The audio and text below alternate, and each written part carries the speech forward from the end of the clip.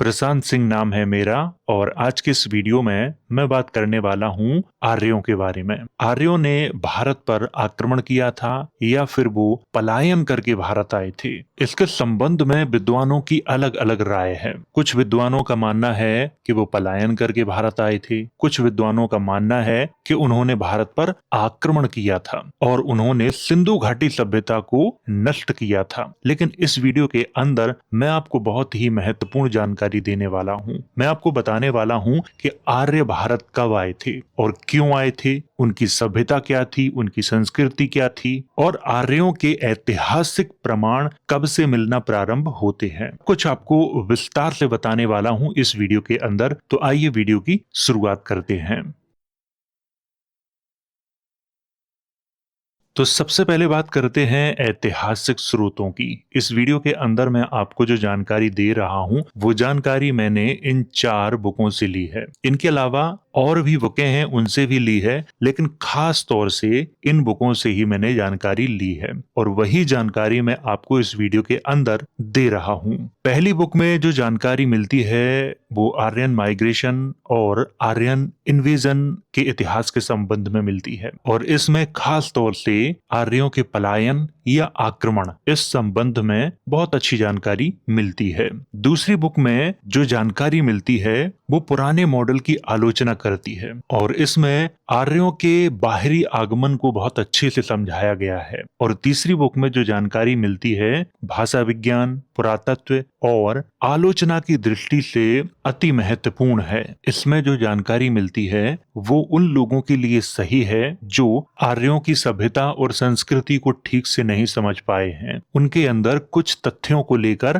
थोड़ा सा भ्रम है। और चौथी बुक में जो जानकारी मिलती है वो थोड़ी सी अलग है। इसमें पूरी जानकारी सही नहीं मिलती है। इस बुक में 70% जो जानकारी है वो धार्मिकता से प्रभावित है। तथ्यों की बात कम की गई है। धार्मिक कहानियों को इतिहास के रूप में प्रस्तुत किया गया है। धार्मिक कहानियां इतिहास नहीं होती हैं, लेकिन इस बुक के अंदर अधिकतर जगहों पर धार्मिक कहानियों को महत्व दिया गया है। तो इन्हीं चारों बुकों से मैंने जानकारी ली है और वही जानकारी मैं इस वीडियो के अंदर आपको दे रहा हूं। प्रमुख तथ्यों के अंदर मैं आपको बताने वाला हूं आर्यन माइग्रेशन का परिचय, आर्य कहां से भारत में आए, आर्य भारत में कब आए, आर्यों की सभ्यता और संस्कृति, सिंधु सभ्यता और वैदिक सभ्यता में अंतर, आर्यों के देवताओं के ऐतिहासिक प्रमाण, इन सारे तथ्यों पर मैं इस वीडियो के अंदर विस्तार से बात करने वाला हूं। तो इतना आपको समझ में आ गया होगा और अब बात करते हैं असली मुद्दे की। और सबसे पहले बात करते हैं आर्यन माइग्रेशन के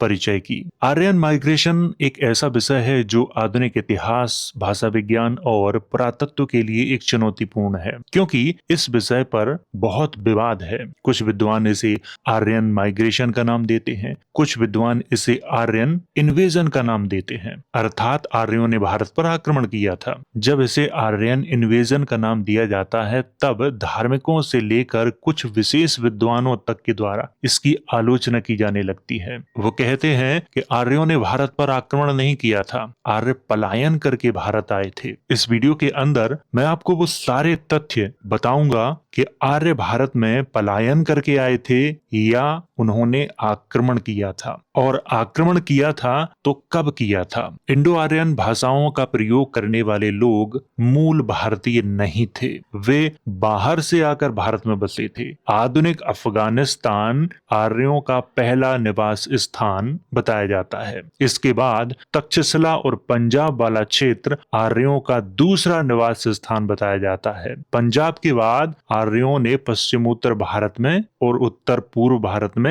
प्रवेश किया था। इसके बाद दक्षिण भारत में उन्होंने प्रवेश किया था और इसीलिए पश्चिमोत्तर भारत में सबसे अधिक वर्णवाद और जातिवाद दिखाई देता है, क्योंकि आर्यों के आने से पहले भारत में जो सभ्यता थी उसमें न वर्णवाद था और न ही जातिवाद था। तो ये तो थी जानकारी आर्यन माइग्रेशन के परिचय की। अब बात करते हैं आर्य कहां से भारत में आए थे। आर्य मूल रूप से मध्य एशिया अर्थात आधुनिक कजाकिस्तान, उज्बेकिस्तान और दक्षिणी रूस के रहने वाले थे। मुख्य रूप से यूरेशियन स्टेपी क्षेत्र के रहने वाले थे।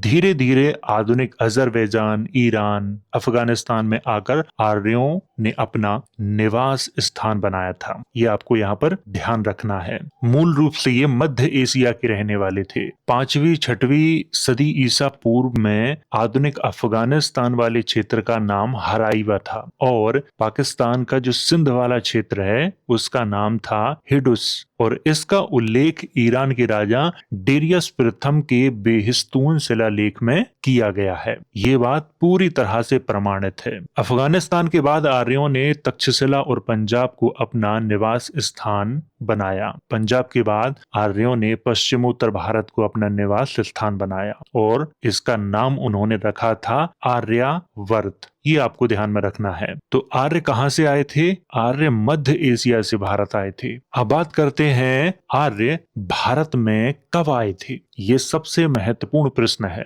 विद्वानों के अनुसार आर्यों का भारत में आगमन 1500 से 1200 ईसा पूर्व के मध्य में हुआ था, लेकिन भारत में इसके ऐतिहासिक प्रमाण नहीं मिलते हैं। आर्य भारत में 1500 से 1200 ईसा पूर्व के मध्य में आए थे, ये विद्वानों का अनुमान है, उनके पास प्रमाण नहीं है। आर्य भारत में 1500 से 1200 ईसा पूर्व के मध्य में आए, इसके संबंध में विद्वान कुछ तर्क देते हैं, इतिहासकार कुछ तर्क देते हैं, लेकिन सारे इतिहासकार नहीं देते और ना ही सारे विद्वान देते हैं। ये विशेष विद्वान ही देते हैं। उनका तर्क है कि सिंधु घाटी जो सभ्यता थी उसका पतन हुआ 1500 से 1200 ईसा पूर्व के मध्य में। इसके बाद चित्रधूसर मृदभांड संस्कृति का उदय हुआ और इसका जो समय है वो 1200 से 600 ईसा पूर्व के मध्य में माना गया है। चित्रधूसर मृदभांड संस्कृति में किसी भी वैदिक देवी देवता की मूर्ति, सिक्का, अभिलेख या 800 ईसा पूर्व की वैदिक ग्रंथों से संबंधित कोई पांडुलिपि प्राप्त नहीं हुई है। तो कैसे स्वीकार कर लिया जाए कि चित्रधूसर मृदभांड संस्कृति के जन्मदाता आर्य थे? चित्रधूसर मृदभांड संस्कृति मुख्य रूप से गंगा, यमुना दोआब, हरियाणा, राजस्थान का कुछ भाग और पश्चिमी उत्तर प्रदेश के क्षेत्र में फैली थी। इस संस्कृति की मुख्य विशेषता इसमें लोहे के औजारों का प्रयोग, कृषि आधारित जीवन और प्रारंभिक नगरीय व्यवस्था की मौजूदगी। यहाँ पर आपको ध्यान रखना है कि कृषि आधारित जीवन, लोहे का प्रयोग और प्रारंभिक नगरीय व्यवस्था की मौजूदगी। किसी वैदिक देवता या देवी की मूर्ति नहीं मिली है, न कोई अभिलेख, न कोई सिक्का और न ही किसी वैदिक ग्रंथ की कोई पांडुलिपि मिली है। ये आपको ध्यान में रखना है। दूसरा तर्क विद्वानों के द्वारा हस्तिनापुर के उत्खनन से लोहे के औजारों की प्राप्ति के संबंध में दिया जाता है। कहा जाता है कि लोहे के औजारों की प्राप्ति से वैदिक सभ्यता का यहाँ पर स्थान था, लेकिन लोहे के औजारों की प्राप्ति से वैदिक सभ्यता का क्या संबंध है?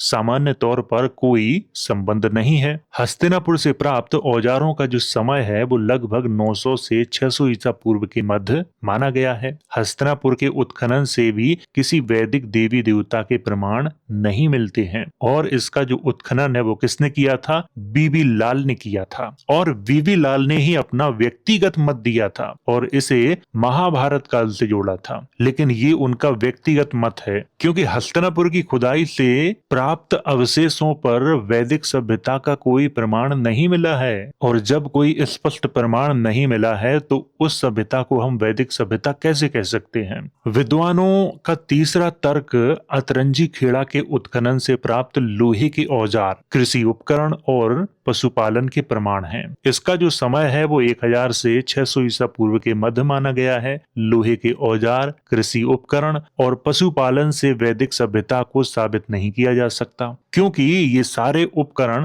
लगभग दुनिया की अधिकतर संस्कृतियों से प्राप्त हुए हैं। चित्रधूसर मृदभांड संस्कृति और हस्तिनापुर में जो उत्खनन कार्य हुआ था वो और अतरंजी खेड़ा में जो उत्खनन कार्य हुआ था वो, इन तीनों जगहों से वैदिक सभ्यता के कोई प्रमाण नहीं मिले हैं, लेकिन भारतीय विद्वानों ने इन सभ्यताओं का संबंध वैदिक सभ्यता से बताया है। यहाँ पर विद्वानों का जो दावा है कि आर्यों आर्यों का आगमन भारत में 1500 से 1200 ईसा पूर्व के मध्य में हुआ था, वह पूरी तरह खारिज हो जाता है, क्योंकि 1500 से 600 ईसा पूर्व के मध्य भारत में आर्यों के आगमन से संबंधित कोई स्पष्ट प्रमाण नहीं मिलते हैं। 1500 से 1200 ईसा पूर्व के मध्य आर्य भारत में आए, यह विद्वानों का व्यक्तिगत मत है। इतिहास में किसी विद्वान के व्यक्तिगत मत को ऐतिहासिक प्रमाण के रूप में स्वीकार नहीं किया जाता है, और हमारे देश में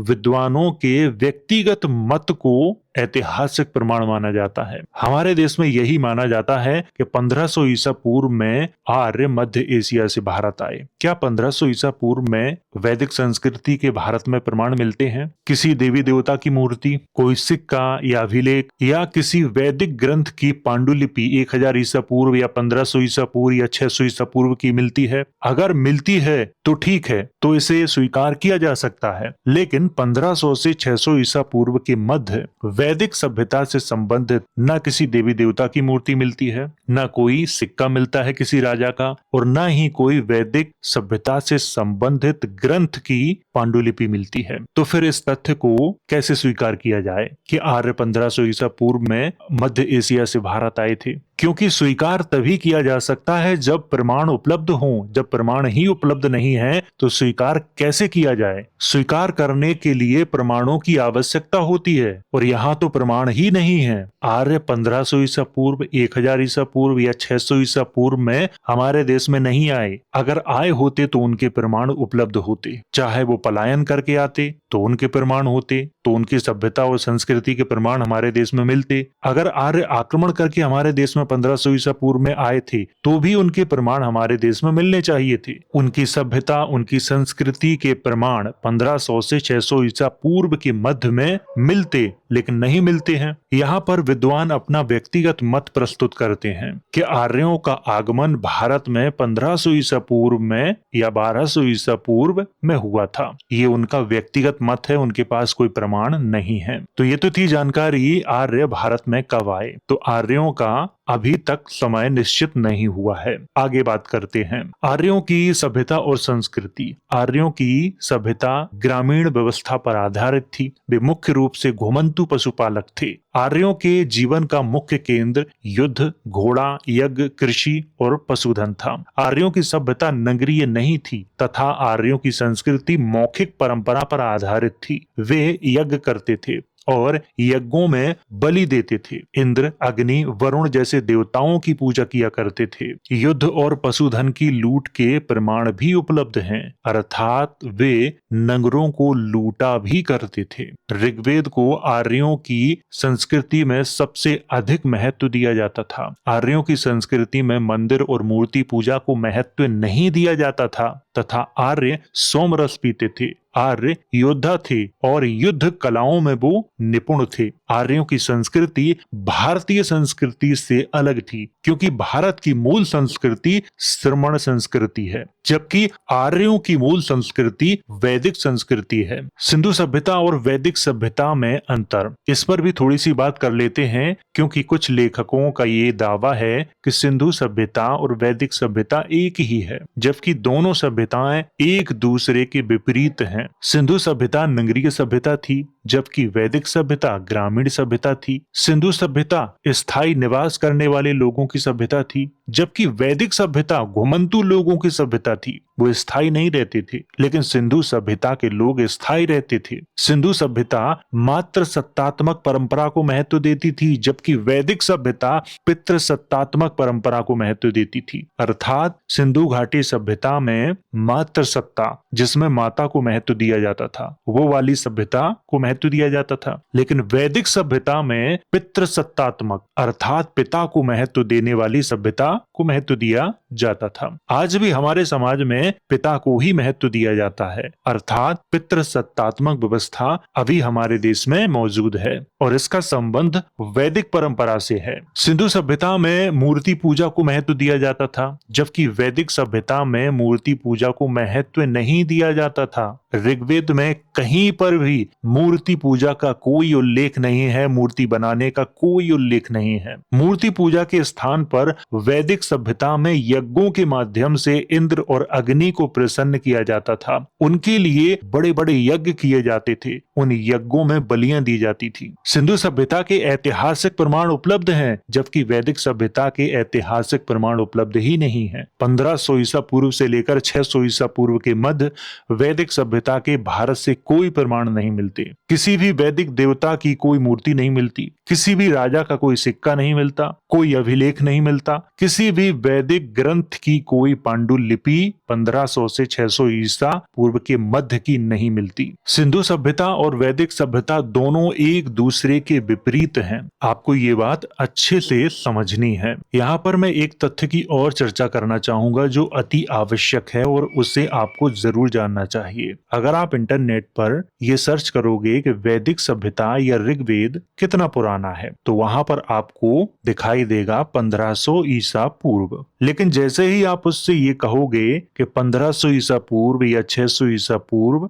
या 1000 ईसा पूर्व में लिखी हुई ऋग्वेद की कोई प्रति आपके पास मौजूद है, तो फिर अगला जवाब ये आएगा कि ये परंपरा मौखिक थी। फिर मौखिक परंपरा का उदाहरण दिया जाएगा, फिर प्रमाणों की बात नहीं की जाएगी। परंपरा मौखिक थी, इस बात को चलो स्वीकार किया जाता है। क्या उस समय जो राजा शासन कर रहे थे 1500 से 600 ईसा पूर्व के मध्य में, क्या वो भी मौखिक थे? इस तथ्य को स्वीकार नहीं किया जा सकता। सबसे बड़ा जो पॉइंट है वो यही है, देवी देवताओं की जो पूजा होती थी वो भी मौखिक रूप से होती थी, जबकि सिंधु घाटी सभ्यता में मूर्तियां प्रचलित थी, सिंधु घाटी सभ्यता में लिपि प्रचलित थी। इन सारे प्रश्नों को नकारा नहीं जा सकता, लेकिन आजकल के इतिहासकार इन सारे प्रश्नों को नकार देते हैं। 1500 से 600 ईसा पूर्व के मध्य में वैदिक सभ्यता के कोई भी प्रमाण आज के भारत, पाकिस्तान और अफगानिस्तान वाला एरिया छोड़ दो, आज का जो हमारा भारत है इस क्षेत्र में नहीं मिलते हैं। 1500 से 600 ईसा पूर्व के मध्य के अफगानिस्तान, ईरान और मध्य एशिया वाले क्षेत्र में मिलते हैं। मैं उस वाले क्षेत्र की बात नहीं कर रहा हूं, उस क्षेत्र में उनके प्रमाण बहुत प्राचीन उपलब्ध हैं, लेकिन यहाँ पर बात हो रही है आधुनिक भारत की। इस वाले क्षेत्र में वैदिक सभ्यता के प्रमाण नहीं मिलते हैं। अब बात करते हैं आर्यों के देवताओं के ऐतिहासिक प्रमाणों पर। आर्यों का सबसे प्रिय देवता इंद्र और अग्नि था, क्योंकि आर्यों के सबसे पवित्र ग्रंथ ऋग्वेद में इंद्र के लिए 250 सूक्तों की रचना की गई, जबकि अग्नि के लिए 200 सूक्तों की रचना की गई। ऋग्वेद में सबसे अधिक इंद्र को महत्व दिया गया है। इंद्र का सबसे प्राचीन प्रमाण भारत से प्राप्त नहीं होता है। इंद्र देवता का सबसे प्राचीन प्रमाण आधुनिक तुर्की से प्राप्त होता है, जहां 1400 ईसा पूर्व में मितानी साम्राज्य और हित्ती साम्राज्य के मध्य संधि हुई थी। मितानी साम्राज्य उत्तर मेसोपोटामिया अर्थात आज का सीरिया और कुछ तुर्की का क्षेत्र इसमें शामिल था। हित्ती साम्राज्य अनातोलिया अर्थात आज का जो तुर्की वाला क्षेत्र है उसमें उनका साम्राज्य फैला हुआ था। मितानी राजा सत्तीवाजा और हित्ती राजा सुप्पीलुलियम प्रथम के मध्य 1400 ईसा पूर्व में हत्तूसा नामक स्थान पर संधि हुई थी, जो आज तुर्की में है। यह संधि हित्ती भाषा में हुई थी, जो वहां की स्थानीय भाषा थी। इस संधि में वैदिक देवता इंद्र, मित्र, वरुण, अग्नि और नासत्य के नामों की चर्चा की गई है। वैदिक देवता इंद्र, मित्र, वरुण, अग्नि और नासत्य का सबसे प्राचीन प्रमाण तुर्की से प्राप्त होता है, 1400 ईसा पूर्व का। भारत से प्राप्त नहीं होता है। भारत से इंद्र का सबसे प्राचीन प्रमाण शकों के विमारण कास्केड पर दिखाई देता है, जो शक राजा अजेस द्वितीय के शासनकाल का है, जिसे प्रथम सदी ईसा पूर्व का माना गया है। इस कास्केड पर बीच में बुद्ध खड़े हैं। कास्केड आपके सामने है, फोटो ये आपको दिख रही होगी। इसमें बीच में बुद्ध खड़े हैं, बुद्ध के दाएं तरफ ब्रह्मा खड़े हैं, बुद्ध के बाएं तरफ इंद्र खड़े हैं और इंद्र बुद्ध को नमन कर रहे हैं। यह कास्केड आधुनिक अफगानिस्तान के जलालाबाद क्षेत्र से प्राप्त हुआ था। इंद्र का और ब्रह्मा का भारत से प्राप्त सबसे प्राचीन प्रमाण यही है। इससे पूर्व इंद्र का भारत में कोई प्रमाण नहीं मिलता। ना 5वीं सदी ईसा पूर्व का, ना 8वीं का, ना 10वीं का, ना 12वीं का, कोई प्रमाण नहीं मिलता भारत से। सीधे दूसरी और पहली सदी ईसा पूर्व में प्रमाण मिलते हैं, और ये प्रमाण भी किसी भारतीय राजा के यहाँ नहीं मिलते हैं, शकों के यहाँ मिलते हैं, कुषाणों के यहाँ मिलते हैं। इंद्र और ब्रह्मा का सबसे प्राचीन प्रमाण जो भारत से प्राप्त होता है वो प्रथम सदी ईसा पूर्व का है। इंद्र का यह प्रमाण वैदिक परंपरा का नहीं है बल्कि बौद्ध परंपरा का है। भारत में इंद्र का दूसरा सबसे प्राचीन प्रमाण कुषाण राजा कनिष्क के शासनकाल का है, जिसे प्रथम सदी का माना गया है। कनिष्क का यह कास्केट पेशावर से प्राप्त हुआ था। इस कास्केट पर इंद्र और ब्रह्मा दोनों बुद्ध को नमन कर रहे हैं। कनिष्क के इस कास्केट पर कुषाण कालीन भाषा में बोडो, सक्को और ब्राह्मा लिखा है। सक्को नाम बौद्ध परंपरा में इंद्र के लिए प्रयोग किया गया है। शक्र, शक ये नाम इंद्र के लिए प्रयोग किए गए हैं। इस कास्केट पर नाम भी स्पष्ट हैं, इसीलिए इसे नकारा नहीं जा सकता। यहाँ पर इंद्र को बौद्ध परंपरा के देवता के रूप में दिखाया गया है, वैदिक परंपरा के देवता के रूप में नहीं दिखाया गया है, क्योंकि शकों ने भारत में आके बौद्ध धर्म को स्वीकार कर लिया था। उससे पहले शक अपनी सभ्यता और अपनी संस्कृति को मानते थे, और शकों के बारे में मैं वीडियो बना चुका हूं, तो आप देख सकते हो उस वीडियो को। प्रारंभ में भारत से इंद्र और ब्रह्मा दोनों के प्रमाण बौद्ध परंपरा से ही प्राप्त होते हैं, वैदिक परंपरा से प्राप्त नहीं होते हैं। इस परंपरा को महायान शाखा के नाम से संबोधित किया गया है। कनिष्क के समय में ही दोबारा से बौद्ध ग्रंथों की रचना कराई गई थी। आज जितने भी बौद्ध ग्रंथ हमारे सामने उपलब्ध हैं या भारत से बाहर के देशों में उपलब्ध हैं, वो सभी कनिष्क के शासन काल में ही लिखे गए थे। वैदिक परंपरा वालों के पास इंद्र का सबसे प्राचीन जो प्रमाण मिलता है वो गुप्त काल में मिलता है। 4वीं-5वीं सदी का है वो। देवगढ़ का विष्णु मंदिर, उदयगिरी में, ऐरण में, यहाँ इंद्र के प्रमाण मिलते हैं। इसीलिए मैं हिंदू धर्म को बौद्ध धर्म की महायान शाखा का परिवर्तित रूप मानता हूँ, क्योंकि जो देवी देवता महायान शाखा में दिखाई देते हैं वही देवी देवता आज के हिंदू धर्म में दिखाई देते हैं। भारत में इंद्र का प्रमाण शकों की संस्कृति में दिखाई देता है, और शक कहाँ के थे? मध्य एशिया के थे। आर्य कहाँ के थे? मध्य एशिया के थे। जो शकों के देवता थे वही आर्यों के देवता थे, और शकों का आगमन भारत में दूसरी सदी ईसा पूर्व में हुआ था, और भारत में वैदिक सभ्यता के प्रमाण भी दूसरी सदी ईसा पूर्व से ही मिलना प्रारंभ होते हैं। लेकिन प्रारंभ में जो प्रमाण मिलते हैं वैदिक सभ्यता के दूसरी सदी ईसा पूर्व से लेकर 300 ईस्वी तक इंद्र और ब्रह्मा के खास तौर से वो बौद्ध परंपरा के अंतर्गत ही मिलते हैं। इसीलिए विद्वान ये मानते हैं कि महायान शाखा का परिवर्तित रूप ही आज का हिंदू धर्म है, क्योंकि वैदिक सभ्यता में मूर्ति पूजा नहीं होती थी, जबकि मूर्ति पूजा महायान शाखा में होती थी। जो महायान शाखा में देवी देवता थे वही देवी देवता आज के हिंदू धर्म में दिखाई देते हैं। तो ये कोई इत्तेफाक नहीं हो सकता। यहाँ पर एक प्रश्न बाकी रह गया है। अगर इंद्र को मानने वाले भारत में 200 ईसा पूर्व में आए थे, तो फिर हड़प्पा और मोहनजोदड़ो को किसने नष्ट किया था? ये एक बहुत ही महत्वपूर्ण प्रश्न है। हड़प्पा सभ्यता का अंत किसी युद्ध से हुआ था, इसके प्रमाण उपलब्ध हैं, लेकिन इंद्र ने किया था या आर्यों ने किया था, ये एक अनुमान है, क्योंकि ऋग्वेद में युद्ध की बार बार चर्चा आती है। इसीलिए ये अनुमान लगाया जाता है कि इस सभ्यता का अंत इंद्र ने किया होगा। ये एक अनुमान है, प्रमाण नहीं है। आपको ये भी ध्यान में रखना है, और इसके संबंध में मैं वीडियो बहुत पहले ही बना चुका हूँ।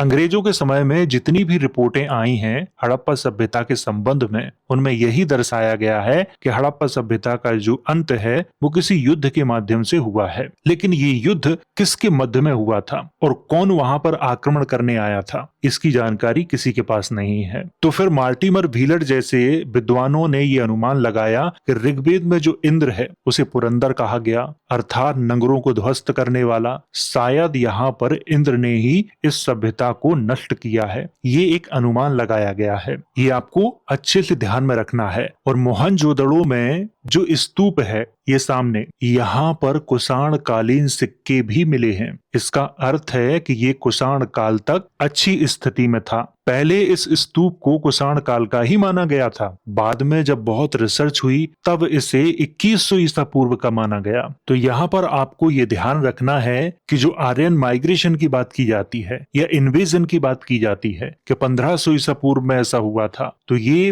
पूरी तरह से निराधार है। इसके कोई प्रमाण उपलब्ध ही नहीं है। कुषाण काल के बाद मोहनजोदड़ो के स्तूप को नष्ट किया गया है। भारत में आर्यों का नहीं बल्कि यवन, पहलव, शक, कुषाण और हूणों का आक्रमण हुआ था। इन्होंने स्वयं को आर्य कहा है। मौर्य काल में मेगास्थनीज भारत आया था। उसने अपने यात्रा विवरण इंडिका में लिखा है कि यहाँ कोई विदेशी नहीं रहता है, कोई बाहर का आक्रमणकारी नहीं रहता है। मौर्य काल तक भारत में कोई बाहरी विदेशी नहीं था। तो फिर जो विद्वान ये बात कहते हैं कि 1500 ईसा पूर्व में आर्य भारत आए थे, ये कैसे संभव है? उनके प्रमाण भी नहीं मिलते और इंडिका में स्पष्ट लिखा है यहाँ कोई विदेशी नहीं रहता। मौर्य साम्राज्य के पतन के बाद हमारे यहाँ कई विदेशी आए, जिसमें यवन, पहलव, शक, कुषाण, हूणों का नाम सबसे प्रमुख रूप से लिया जाता है। यहाँ पर एक तर्क और देना चाहूंगा। इतिहासकार कहते हैं कि भारत में संस्कृत का सबसे प्राचीन लेख कौन सा है? रुद्रदामन का। रुद्रदामन कौन था? शक राजा। तो शक राजा संस्कृत को लिख रहा था, अर्थात संस्कृत शकों की भाषा थी। इस तर्क से तो यही साबित होता है। तो आप लोगों को ये बात अच्छे से ध्यान में रखनी है कि जो ये कहा जाता है कि आर्यों का पलायन हुआ या उन्होंने आक्रमण किया 1500 ईसा पूर्व में या 1200 ईसा पूर्व में या 1000 ईसा पूर्व में, ये सारे तथ्य गलत हैं। इनके कोई ऐतिहासिक प्रमाण हमारे पास मौजूद नहीं है और धार्मिक ग्रंथों का मैं उदाहरण आपको नहीं दूंगा, क्योंकि सभी धार्मिक ग्रंथों की रचना अभी 1000 साल के अंदर हुई है। वो समकालीन नहीं है और जो चीज समकालीन नहीं है उसका उदाहरण देना व्यर्थ का कार्य है। तो यहाँ पर मैं आपको अच्छे से समझा चुका हूँ कि आर्यन माइग्रेशन या इन्वेजन के बारे में जो बात की जाती है वो पूरी तरह से फेक है। वो फेक इसलिए है क्योंकि 1500 ईसा पूर्व से लेकर 600 ईसा पूर्व के मध्य हमारे देश में किसी बाहरी संस्कृति के कोई प्रमाण नहीं मिलते हैं। मौर्य काल तक कोई प्रमाण नहीं मिलते हैं, मौर्य काल के बाद ही मिलते हैं। 5वीं और 6ठी सदी ईसा पूर्व में आज का जो अफगानिस्तान वाला क्षेत्र है उसका नाम हराइवा था और इसका उल्लेख ईरान के राजा डेरियस प्रथम के बेहिस्तुन शिलालेख में मिलता है। इसके पश्चात जब सिकंदर का आक्रमण हुआ अफगानिस्तान वाले क्षेत्र में, तो फिर उसका नाम रखा गया एरियाना, अर्थात आर्यों का स्थान। उससे पहले उसका नाम था हराइवा और उस समय भारत का नाम था जम्मू द्वीप। अशोक के लेखों में इसके प्रमाण मिलते हैं। इसके बाद हमारे देश का नाम रखा गया भारत वर्ष और इसका प्रमाण भी हाथी गुम्फा लेख में मिलता है। और 3री सदी में हमारे देश का नाम मिलता है आर्यावर्त। समुद्रगुप्त के लेखों में इसकी चर्चा की गई है। इसका अर्थ है कि 3री सदी 4थी सदी के आसपास हमारे देश का नाम परिवर्तित हुआ है। उससे पहले हमारे देश का नाम आर्यावर्त नहीं था। उससे पहले जो आर्यावर्त मिलता है वो अफगानिस्तान वाले क्षेत्र का मिलता है, वो ग्रीकों के समय में मिलता है। बहुत सारी बातें हैं जिन्हें आप अच्छे से ध्यान में रखोगे तो आपको बहुत कुछ समझ में आ जाएगा कि वास्तव में हमारा इतिहास कितना बिगाड़ा गया है, कौन कौन से झूठे तथ्य हमारे सामने प्रस्तुत किए गए हैं। ये सब कुछ आपको समझ में आ जाएगा। तो ये तो थी जानकारी आर्यन माइग्रेशन और इन्वेजन के बारे में। तो वीडियो अगर अच्छा लगा हो तो इसे लाइक करें, शेयर करें। वीडियो देखने के लिए धन्यवाद।